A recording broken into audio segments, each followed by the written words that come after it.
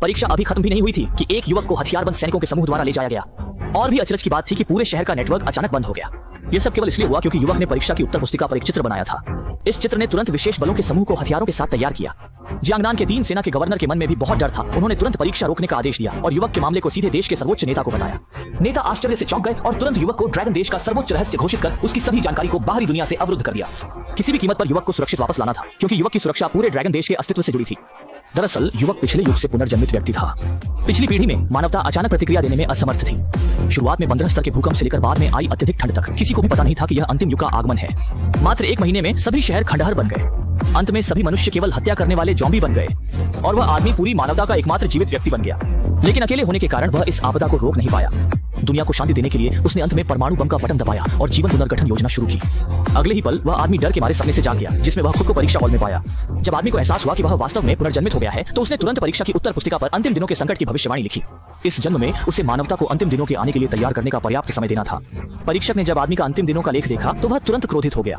विशेष रूप से आदमी की पहली भविष्यवाणी, आज 5:30 बजे देश में 15 स्तर का भूकंप आएगा, ने सबको यह मानने पर मजबूर किया कि उसने बहुत शॉर्ट ड्रामा देखे हैं और बकवास कर रहा है। लेकिन जैसे ही वे मजाक उड़ा रहे थे, अचानक धरती हिलने लगी। तुरंत एक शिक्षक घबराहट में अंदर दौड़ा। वांग सर को तुरंत ऐसा लगा जैसे उनका शरीर कमजोर हो गया, क्योंकि अगर उस व्यक्ति की भविष्यवाणी सच हुई तो पूरी दुनिया एक विनाशकारी आपदा झेलेगी। लेकिन तभी एक शिक्षक ने उस आदमी की दूसरी भविष्यवाणी देखकर उसे झूठा बताया। इस भविष्यवाणी के अनुसार एन देश के जूशान शहर पर 6 बजे अचानक उल्कापिंडों का समूह गिरेगा, जिससे पूरा एन देश तबाह होगा और कोई भी जीवित नहीं बचेगा। यह जात हो कि एन देश दुनिया के सबसे उन्नत सैन्य देशों में से एक है। वहाँ के आसमान में एक मच्छर भी उड़े तो वे उसे मार गिराते हैं। भला कैसे संभव है कि उल्कापिंडों का समूह उनके देश पर गिरे?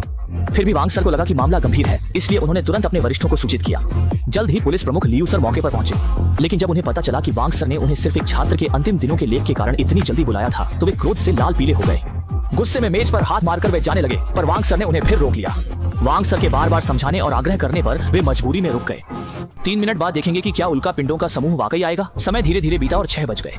एक शिक्षक ने इंटरनेट पर हर जगह खोजा, पर उल्कापिंड गिरने की कोई खबर नहीं मिली। अरे वांग, देखो तुम पर कितना तनाव है। कुछ मजाक की बातों ने तुम्हें इतना परेशान कर दिया।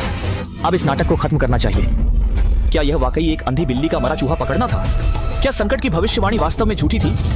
अभी एक महत्वपूर्ण समाचार आया है। एम देश के आकाश में अचानक कई उल्कापिंड गिरने लगे हैं। यह घटना पूरी तरह अप्रत्याशित थी